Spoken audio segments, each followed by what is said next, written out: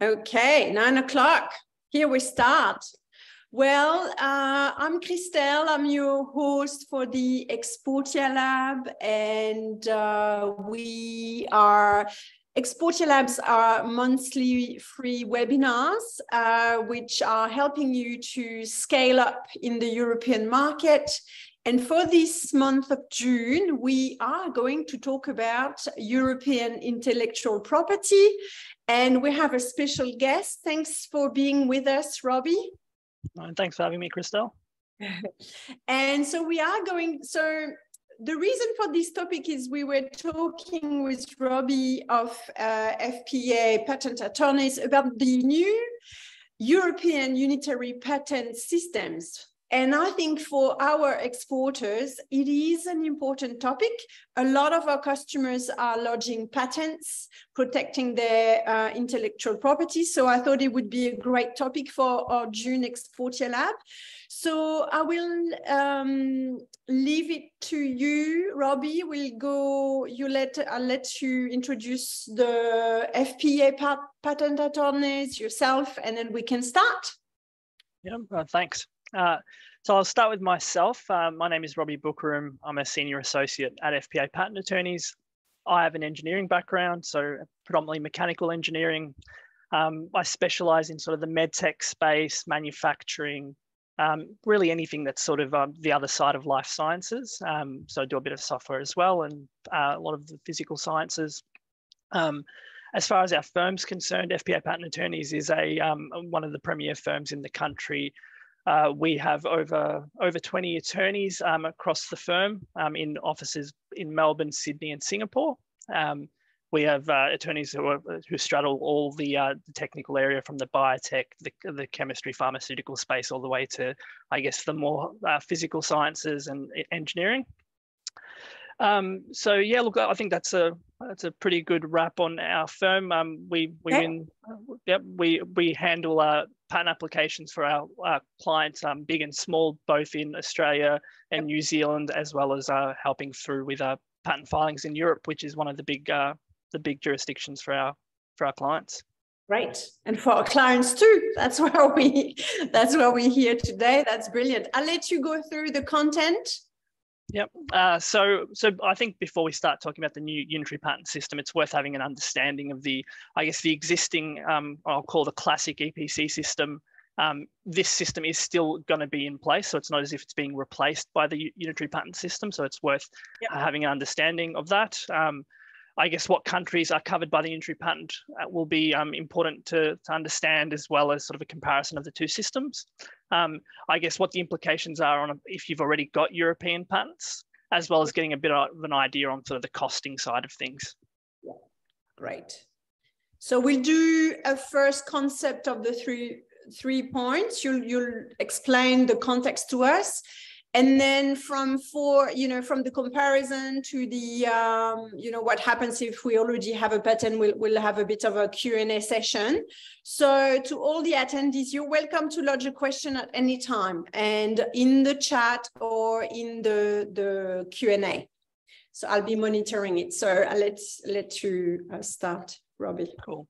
No problem. So in terms of the classic system, so at the moment, the process is you file a European patent application, it gets handled at a centralized source, the European Patent Office, and eventually you get to the stage where hopefully you've navigated through examination and you get your patent allowed, and then you start to go through, I guess, the granting procedure. So in Europe, that granting procedure, they sort of call it a validation stage, where you validate the European patent into all the European jurisdictions that you are seeking protection. As part of that granting validation stage, you're generally given an automatic batch of validation countries, and they're the ones that are sort of listed at the bottom there. And I guess the key ones there, sort of the big three for a lot of filers, are generally Germany, France, and the UK, and they come under this sort of automatic bundle at the time that you pay your grant fees and you validate. If you want protection outside of those automatic countries, you have to just separately validate into those countries. So it really just involves paying a fee. So it's a bit of an administrative job. And that fee can range from a couple of $1,000s all the way up to sort of $9,000 to $10,000. And I guess generally what dictates those fees is whether that jurisdiction requires translations, and also depending on whether they want the entire specification translated, the patent specification, or whether they only want sort of the key bit of the patent specification, which are the patent claims translated. Yes, I have Krista. a quick one. Yes. So the UK is still in that system, even though Brexit, despite Brexit. Yeah. Despite, yeah. Still in there. You can still get it under this automatic validation, set. So you separately validate into the UK, yes. Although the UK will not be part of the Unitary patent system, which I guess will come out. So I guess the important point to note with these validations is that once your European patent grants and it essentially splits off into these separate validations, each of those validations is treated as its own patent at sort of the national level. So if you wanted to enforce your patent against someone in Germany, you would have to go through the German courts, and it would be really just a German action. So if you wanted to go after people in a few different jurisdictions, you'd actually have to take out separate actions in each of those jurisdictions. Okay. And I guess that sort of probably leads quite neatly into the new system on the next slide. Okay. So the Unitary patent system. So let's cover off quickly on a few acronyms, just because sometimes these acronyms can get conflated and they do mean different things. So UP, Unitary patent, which is essentially this new patent that covers at the moment 17 European countries and basically any number of European countries that ultimately sign up to this to be a part of the process. So there will be more countries that sign up sort of as time goes on. There's also UPS, just means Unitary Patent System, so nothing too complicated there. The other key acronym, which is not up on this slide, is the UPC, which is the Unitary Patent Court. The Unitary Patent Court is this newly developed court, which essentially has jurisdiction over the Unitary patent. So sort of thinking back to the earlier example where I said those separate validations under the existing system get treated at the national level. With the Unitary patent, it's the Unitary Patent Court that has jurisdiction over the Unitary patent. So you can actually bring sort of centralized actions at the Unitary Patent Court. Okay.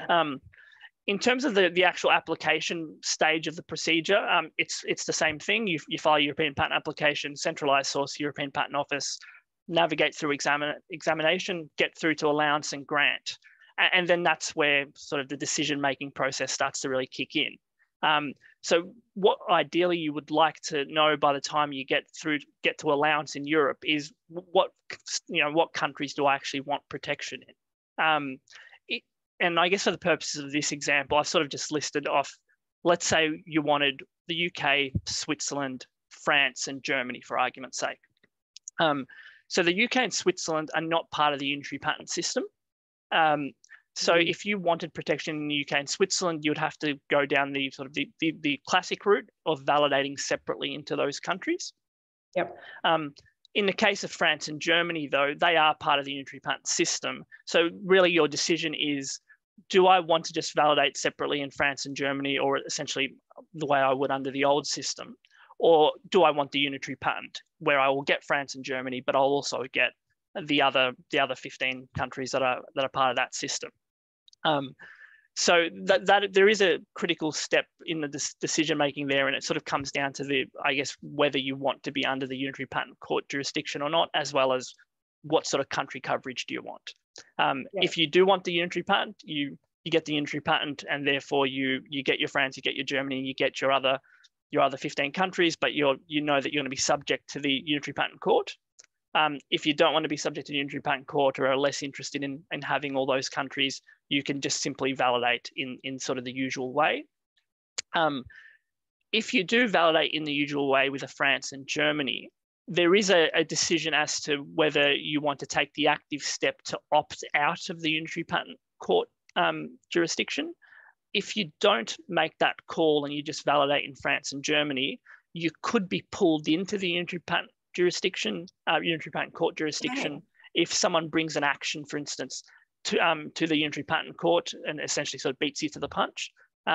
So if you definitely don't want to be part of the Unitary Patent Court jurisdiction and want your validations to sort of live on their own in the usual sort of system, then you would actively have to opt out. Yeah. So Stephen is asking the pros and cons of the UPC. We're going to cover that in a sec. We're coming to that, Stephen. Yeah. Yeah, perfect. Shall I? Are you? Yes. Yep. Can I go to the countries or? Yes, you can. Yep. Yeah. So, but that means that basically, if I lodge separately under the normal system for France and Germany, which are part of the UPC, I have to make sure I opt out from UPC. So France and Germany are two of the countries that are part of the Unitary Patent, the Unitary Patent system, and therefore, if you want them separately, you get them separately, you have to take the extra step of opting out if you don't want to be under the Unitary Patent Court jurisdiction. Right. Yes. Okay. All right. Let's look at the countries that are covered under the UPC. Yep. So just for the purpose of the color coding, so the colors in the darker blue, they're the ones that are currently sort of signed up to the Unitary Patent, the UPC, the Unitary Patent system. So they're the ones that you would get automatically if you were to get a Unitary Patent. So that would cover all those jurisdictions. The ones in the slightly lighter blue are the ones who have essentially signed up to the agreement, but they haven't actually put into place everything to officially be part of the system. So they're the ones that will probably become part of the system in due course. And then the ones in the lighter blue are to date just have decided to not be part of it. So at the moment you would have to go through separately for Spain, for example. So if I lodge a UPC, I get access to all in one application automatically to all the dark blue ones. Right now, if you file a Unitary Patent, you'll get all of them as part of the bundle of the Unitary Patent. Okay. Yeah. And then will I get automatically, as the Czech Republic and Ireland and Romania join in, will they be attached to my application automatically? Do you have a bit of a feel for that? Will that be? So I think the way it will work is that you probably won't have them because generally that decision-making process where your coverage is sort of made on sort of the day where, so if you pick a Unitary Patent, I guess the view would be that it would be unfair if you suddenly got coverage in a country that you didn't have coverage in previously at sort of the decision-making point. So, so I think my feeling would be that you wouldn't get them as part of the system. But you would be able to get them in sort of subsequent incarnations, And I guess a plug-in to Exportia, we can help you decide which country you should focus on, like in our assessment. Yeah, and that's a really good point. And I guess what's really important as we were talking about that decision-making step. Now, the patent system, for anyone who's gone through it, knows that it's quite a sort of timed and rigid system. In an ideal world, by the time you have to sort of make your call as to which countries you want protection in, you've done all the background work, with a team like yours, Christelle, and you know exactly which countries you want your protection in and how you're going to go about your commercialization. However, there will be instances where that might not work out that way, and you might be in a situation where you might have to make a call on the patent situation before you've actually had the chance to launch. So in which case it might just have to be a strategy decision. So that might be a situation where you go, well, if I'm going to get 17 off the bat through the Unitary Patent, I might do that because some of those countries might become important. Whereas if I sort of went through the older system of just picking my countries, I might miss out on a country that I really wanted or might really want in future. Yeah. Okay. Well, let's go a bit more under a bit of the Q&A side. So first question, and this is magic because we kind of prepared them. So let's go through the comparison of these two systems. And if you can outline for us the advantage, the pros and the cons of each system, that'd be really helpful. Sure. So there's a brief summary on the two systems on sort of the top 2 dot points for each one. So really the advantages and disadvantages. So the advantage of the old system, and it really comes down to sort of whether you view yourself as a defensive patent filer or an offensive patent filer in some respects. So the way you would normally think of a defensive patent filer, which is, I would say, 95% of patent filers, is that you file your patents to try and deter others from essentially coming into your market, taking your ideas. So you're less concerned about actually enforcing, but what you want is your patents to deter. And if you're a defensive-minded patent filer, then one of the big advantages of the old system is that if someone wanted to try to clear the way and get rid of your European patents, they could, under the Unitary patent system, take a single action and sort of wipe your protection out. Whereas under the older system, they would have to go at national level in each country to sort of clear the path. So, for example, let's say you've got your protection in Germany, France, and we'll just chuck in the UK for argument's sake. There would have to be separate actions taken if someone wanted to try and invalidate your patent in each of those jurisdictions, and that becomes a mammoth and costly exercise versus trying to essentially take you out in one foul swoop if you are under the Unitary patent system. So as a defensive patent filer, you might prefer the old system or the classic system because it makes it harder for someone to try and clear the way that way. I guess because it would have to go one country at a time, one court at a time. And it's expensive. I mean, going through the courts to try and invalidate a patent is expensive, and oftentimes it gets met with a cross claim by the patent holder for infringement, and it ends up being a few $1 million court cases. You know how long courts take, so it becomes a very difficult exercise, and hence why, as a defensive filer, you probably don't want to be in a situation where you can get wiped out so quickly. But I guess the flip side's also true, where if you do want to enforce, you would also have to, under the classic system, enforce on a national level, country by country, versus being able to do it all in one foul swoop in the Unitary patent system. So there is that sort of, depending on which side of the spectrum you are, if you sort of want to be offensive with your patents, the new system might be a good idea, versus if you want to be defensive.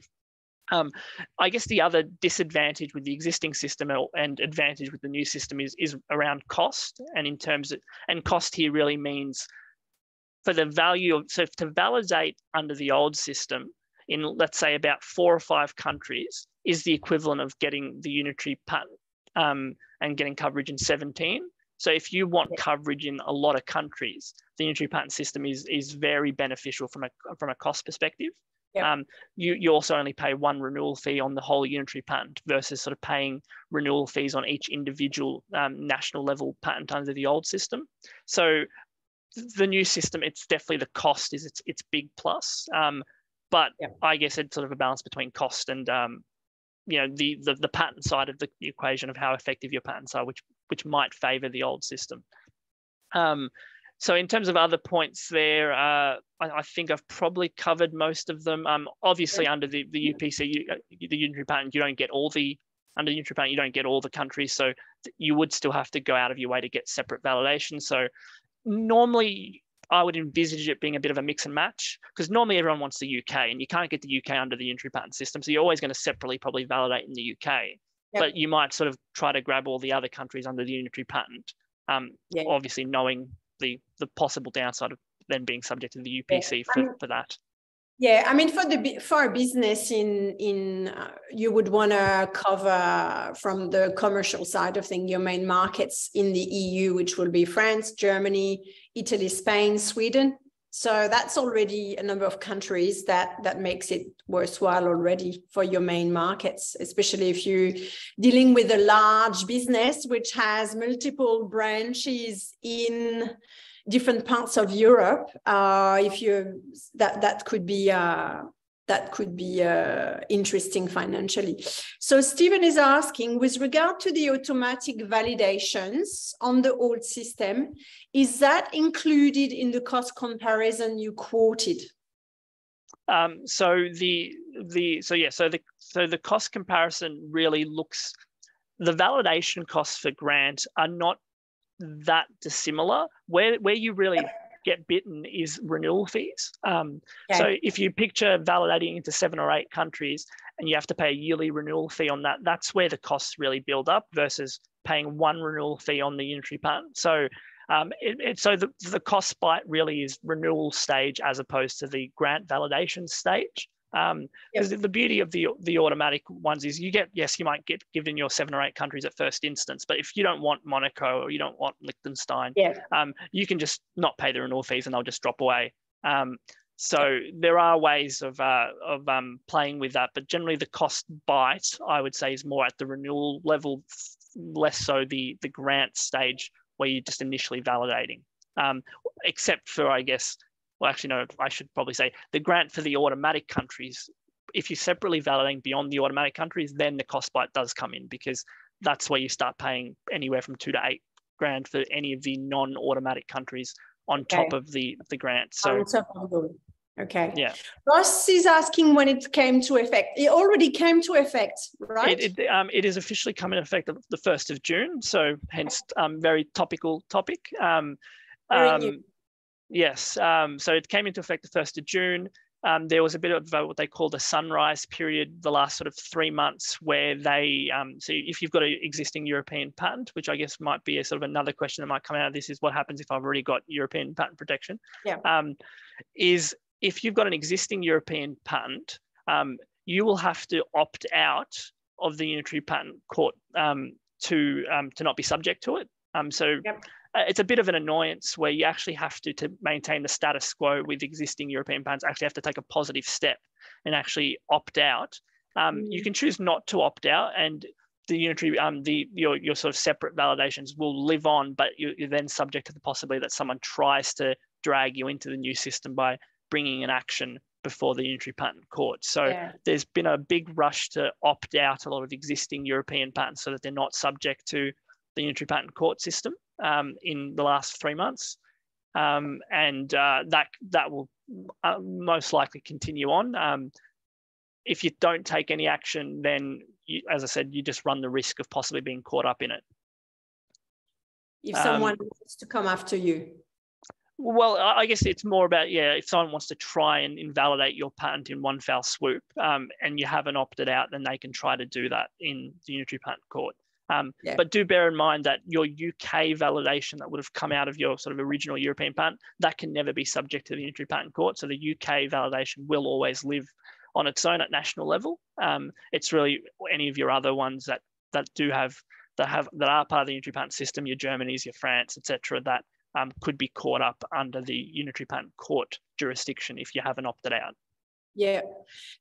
Let's have a look at cost. I think at which stage is that beneficial to go onto the UPC? I think it's important for smaller businesses, small, medium-sized businesses.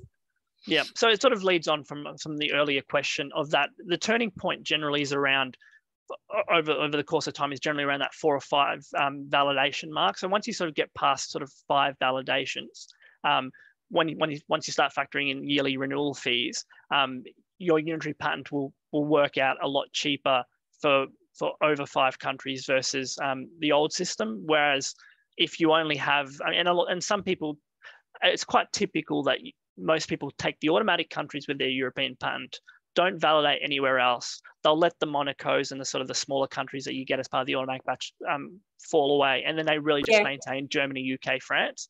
In which case, if you're just doing that, then sticking to the old system is generally going to work out to be about fine. Probably a touch cheaper than the Unitary patent. But with the Unitary patent, obviously, for that little bit more, you get so much more coverage. So, it's a balancing act. Yeah, I guess it really depends where your clients are and where you're going to sell. Because if you're selling, I don't know, to automotive, you may sell to Fiat in Italy, and therefore it might be important for you to have that coverage, not only just in the biggest market like France, Germany, but as well as, the others. So it really depends. It's a case by case decision depending on where your market is, really. Yeah, and you do have to play it case by case. I mean, so one of the other factors that might play into whether you go down one system or the other might actually depend on the importance of the actual patent itself. So if it's a really important product for you commercially, the thought of possibly losing it in one foul swoop might lead you to use the classic system for your sort of your really important patents, whereas your sort of less important patents, where you can get quite a lot of coverage for sort of less cost, you might just take that for you might go the unitary patent pathway for those sort of patents. So you can definitely mix and match and play it on a case by case basis, depending on the importance of the I guess the product is to you commercially. And I guess the other factor might also be, to some extent, and this would be a discussion you'd have with your patent attorney, is a feeling as to how strong your patent is. And when I say how strong it is, I mean, did you sort of slide by examination and you sort of feel like we slipped this one through lucky, but if this ever got challenged in court, it could fall away.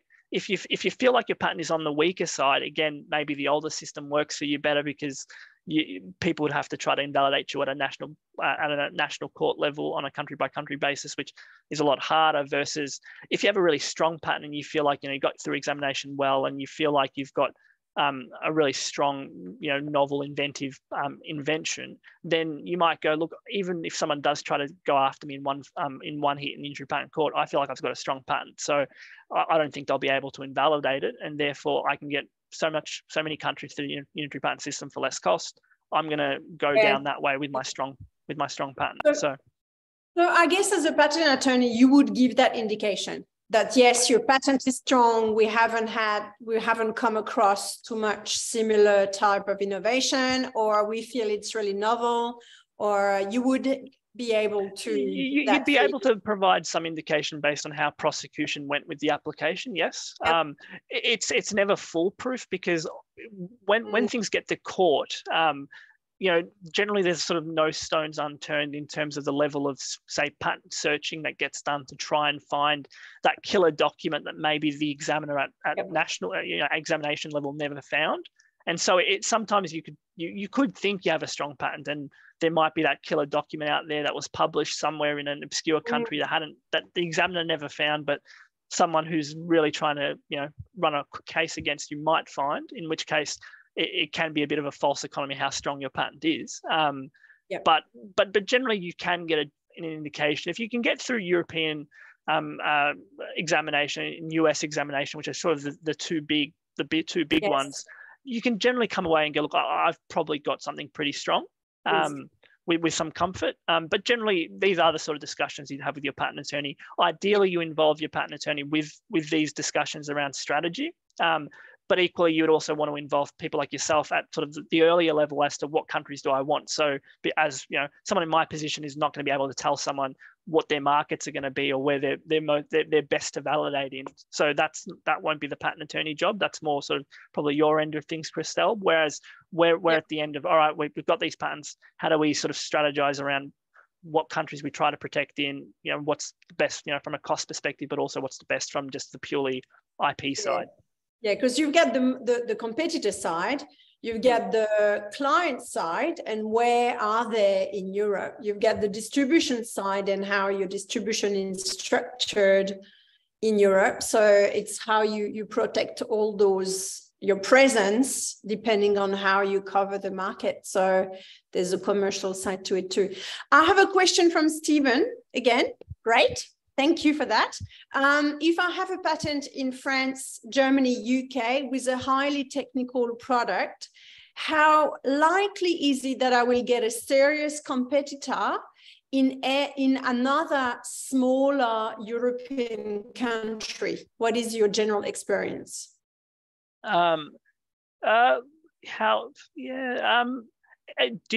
wonder if you mean, would they try to sort of possibly challenge your position, or whether you would worry that they might start to take some market share?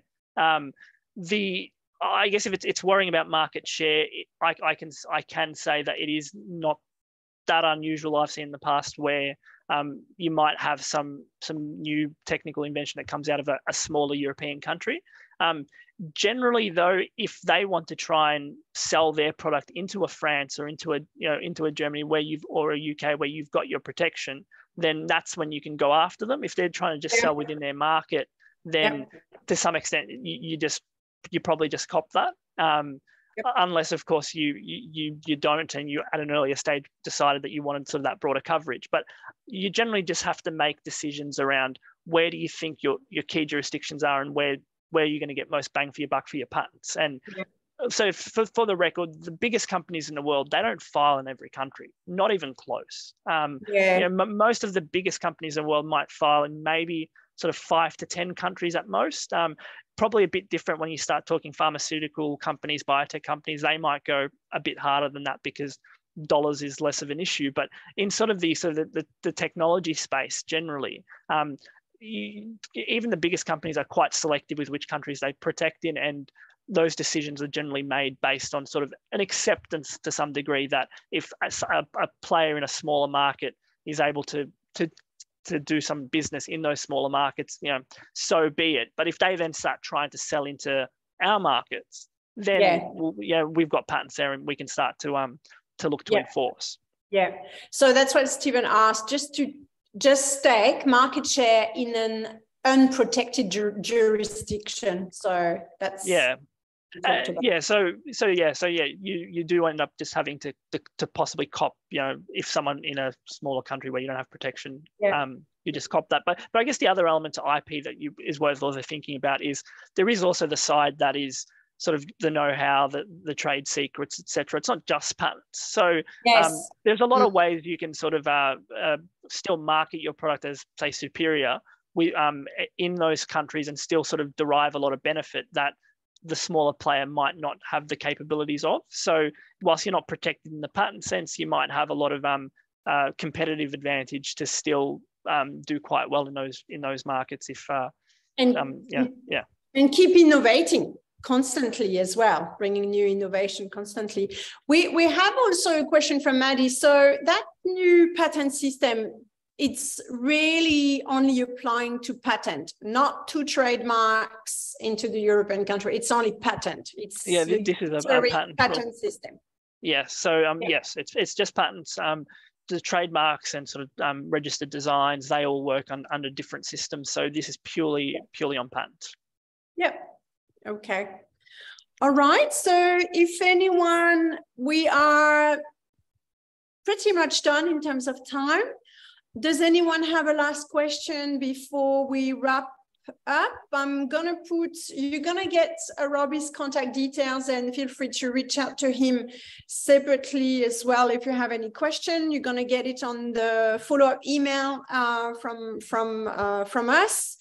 And thank you so much for enlightening us on this topic, Robbie, and making it, you know, quite easy to digest. I guess it's always, and I think we you know, it came into place early June, and here you go. We are the 8th of June and we're already onto it. So you guys are doing extremely well on the participant side. First, I'm going to talk on our next Exportia LAB. So we'll skip July and we'll go to August. We're going to talk about creating traction in the European market for small business and what tricks can we use in terms of influencing the market. So tune in for that. And then we're going to have a surprise very soon on social media, a series coming up by my team, which I'm very excited to launch. So have a look at that, watch out. And so thank you everyone for tuning in, for your interesting questions. Thanks, Robbie, for making the time and for preparing this topic so thoroughly. So thank you so much for that. Well, thanks for having me. All right. See you, everybody. Nice to see you all. Thanks, Talk everyone. to you soon. Bye-bye. Okay. See ya. See you. Bye-bye.